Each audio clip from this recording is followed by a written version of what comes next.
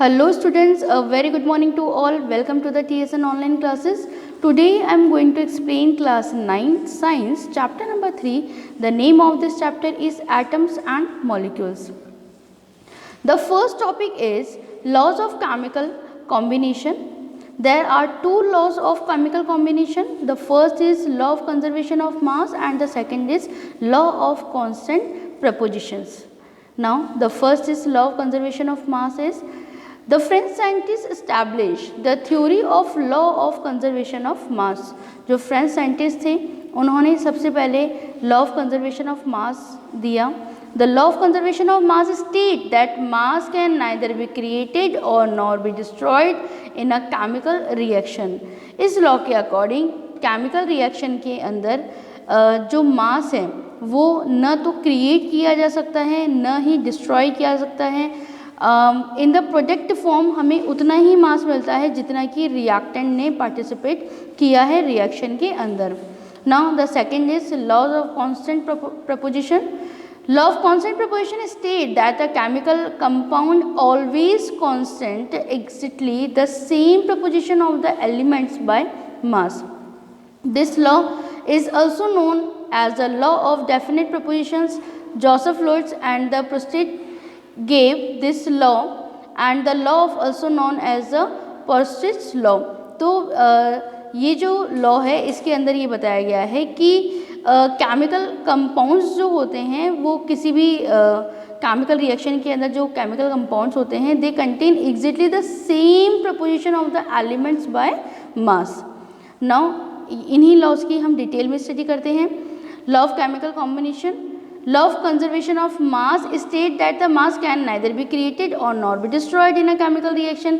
This means that during a chemical reaction, the sum of the masses of the reactant and the product remain unchanged. किसी भी chemical reaction के अंदर जो reactant है उसका mass और जो product है उसका mass एक दूसरे के equal होंगे. इसे हम एक activity से समझेंगे बेटे. The activity is take some sodium sulfate solution in a conical flask and some barium chloride solution in an ignition tube. तो हमें क्या करना है बेटे, एक कॉनिकल फ्लास्क लेना है, उसके अंदर हम सोडियम सल्फेट का सॉल्यूशन लेंगे और इसके बाद में बेरियम क्लोराइड का जो सॉल्यूशन है वो इग्निशन ट्यूब के अंदर लेंगे. Hang the ignition tube in the flask by a thread and a put a कॉक on a flask. Find the mass of the flask on a balance. then did the flask chemical reaction take place and the sodium chloride and the barium sulfate are formed. जब ये reaction complete होती है तो chemical reaction में हमें क्या देखने को मिलता है कि सोडियम क्लोराइड और बेरियम सल्फेट जो होता है वो उनका फॉर्मेशन होता है. This find the mass of the flask. Again it will be seen that the sum of the masses of the reactant and the product remain unchanged. Reaction से पहले हमने कॉनिकल फ्लास्क और जो इग्निशन ट्यूब है इसका एक साथ मास लिया था हमने और आफ्टर द रिएक्शन जो प्रोडक्ट हमें मिलता है जब हम उसका मास लेते हैं with the conical flask and the ignition tube तो वो दोनों मासेस जो होते हैं they are similar, they are equal. So यहाँ पे प्रूफ होता है कि जो कंजर्वेशन ऑफ मास जो है किसी भी रिएक्शन के अंदर वो हमेशा एक समान रहता है. Law of constant proposition state that in a chemical compounds the element are always present in a definite proportion by mass. तो अब हम देखते हैं कि सेकेंड लॉ हमें ये बताता है कि किसी भी केमिकल इक्वेशन के अंदर जो केमिकल कंपाउंड्स होते हैं एलिमेंट्स जो होते हैं वो एक डेफिनेट प्रपोजिशन के अंदर ही प्रेजेंट रहते हैं. फॉर द एग्जाम्पल बेटी water. What's the formula of the water is a H2O. Water always contain two elements hydrogen and oxygen combined together in the same ratio of 2:16 or 1:8 by mass. If 9 gram of water is decomposed, we get 1 gram of hydrogen and 8 gram of oxygen. Ammonia always contain two elements nitrogen and hydrogen combined together in the same ratio of 14:3 by mass. तो यहाँ बताया गया है कि यदि हम water molecule की study करते हैं तो what is the formula of the water, it is H2O. तो जब हम इसका रेशो निकालते हैं तो वो रेशो हमें कितना मिलता है, वो रेशो हमें 2:16 मिलता है. जैसे कि हमने एक तरफ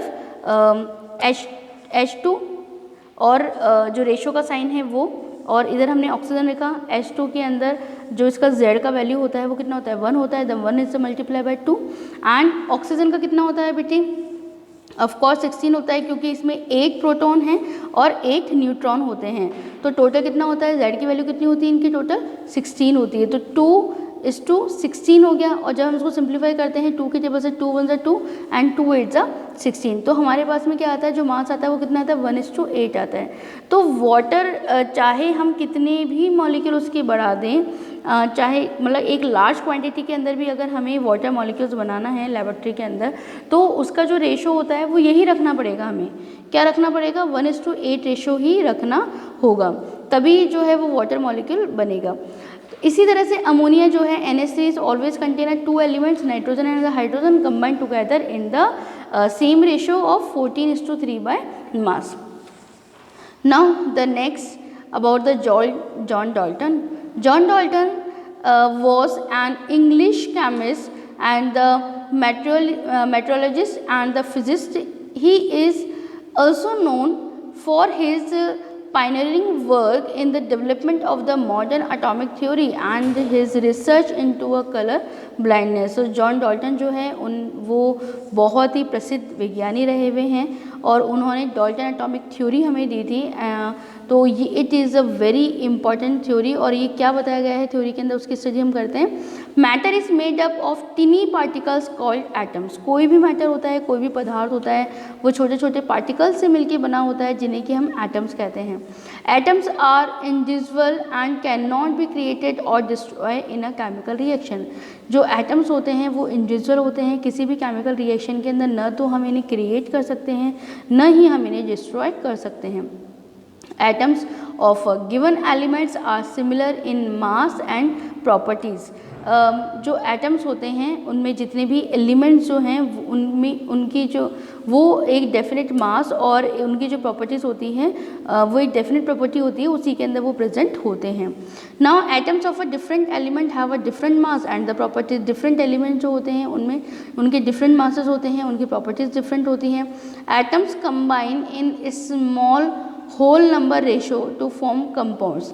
एटम्स जो होते हैं उनमें atoms combine in a small whole number ratio to form compound. Atom जब कंपाउंड्स को बनाते हैं तो जो उनमें रेशो होता है वो होल नंबर होता है, यानी हमें फ्रैक्शन फॉर्म नहीं देखने को मिलती, होल नंबर्स हमें देखने को मिलता है।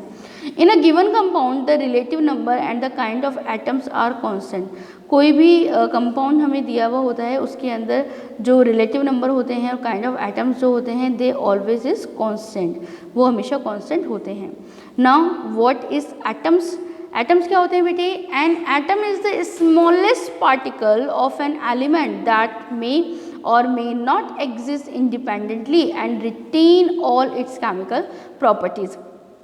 एटम्स स्मॉलेस्ट पार्टिकल्स होते हैं, एलिमेंट्स टाइप में हम उनको समझ सकते हैं, और मे नॉट एग्जिस्ट इंडिपेंडेंटली, ये स्वतंत्र रूप से एग्जिस्ट नहीं कर सकते। Atoms are very small in size and smaller than anything we can imagine or compare with. Atoms का साइज़ बहुत ही छोटा होता है और हम इसे किसी से कंपेयर नहीं कर सकते, जितना हम इमेजिन करें इसका साइज उससे भी बहुत कम होता है। Atomic radius is measured in nanometres. Atoms का एटॉमिक रेडियस जो होता है वो नैनोमीटर के अंदर काउंट किया जाता है and the 1 nanometre is equal to 10⁻⁹ m और 1 metre is equal to 10⁹ nanometre होता है। The atomic radius of an atoms of hydrogen in 10⁻10 metre and the radius of the molecule of the water is 10⁻9 metre. यदि हम atomic radius की बात करें hydrogen की तो उसकी जो वैल्यू होती है वो 10⁻10 मीटर होती है, और जो मॉलिक्यूल वाटर मॉलिक्यूल जो होता है उसकी 10⁻9 होती है। Now we are seeing some symbols are here, symbols of the atoms of a different element. different element जो होते हैं उनके जो सिम्बल्स होते हैं वे हमेशा डिफरेंट होते हैं। The symbol of the elements are the represented by letters. जो सिम्बल होते हैं एलिमेंट्स के उन्हें हम लेटर के अंदर रिप्रेजेंट करते हैं। The symbol of some elements are the represented by 1 letter and the symbol of some elements are represented by 2 letters. तो जब हम सिम्बल्स की बात करते हैं एलिमेंट की, तो कुछ एलिमेंट ऐसे होते हैं जिनके सिम्बल को एक ही लेटर से रिप्रेजेंट किया जा सकता है। जैसे कि हाइड्रोजन को हमने एस से रिप्रेजेंट करा है और कार्बन को हमने सी से रिप्रेजेंट करा है, ऑक्सीजन को हमने ओ से रिप्रेजेंट करा है। लेकिन कुछ एलिमेंट्स ऐसे होते हैं जिन्हें हम 2 लेटर से, है ना, जिन्हें हमें 2 लेटर से रिप्रेजेंट करना होता है। Second letter should be smaller than, और इसके अंदर जो सेकंड लेटर जो होता है वो स्मॉल होता है। Symbol of some common elements, कुछ कॉमन एलिमेंट्स के सिंबल हम लोग देख रहे हैं। Elements and the symbol: aluminium Al, argon Ar, barium Ba, boron B, bromine Br, calcium Ca, carbon C, chloride Cl.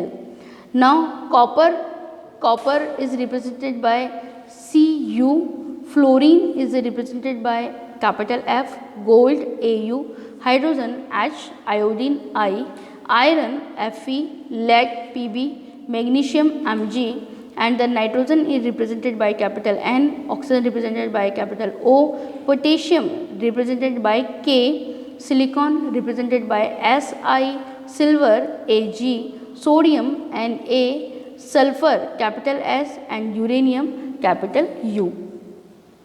Now what is atomic mass? What do you understand by this word atomic mass? Then atomic, since atoms are very small in size, its mass is very small and the determine its mass is very difficult. तो जो atoms होते हैं वो बहुत छोटे होते हैं बेटे, तो उनका जो एटॉमिक मास होता है वो लेना बहुत ही डिफ़िकल्ट होता है। So the mass of an atom is compare with the mass of the standard atom. इसीलिए जो अदर एटम्स जो होते हैं उनका जो मास होता है वो स्टैंडर्ड एटम से कंपेयर करके लिया जाता है। The atom which is considered as a standard atom is comparing the masses of the other atom is carbon -12 atoms, carbon 12 atoms. तो जो जिससे हम कंपेयर करेंगे वो कार्बन 12 होगा, उससे हम अदर एटम की मासेस को कंपेयर करते हैं। Atomic mass is 12U, atomic mass जो होती है, एटॉमिक मास यूनिट जो है वो 12U होती है। 1 atomic mass unit is the mass of 1/12 the mass of the carbon 12 atom.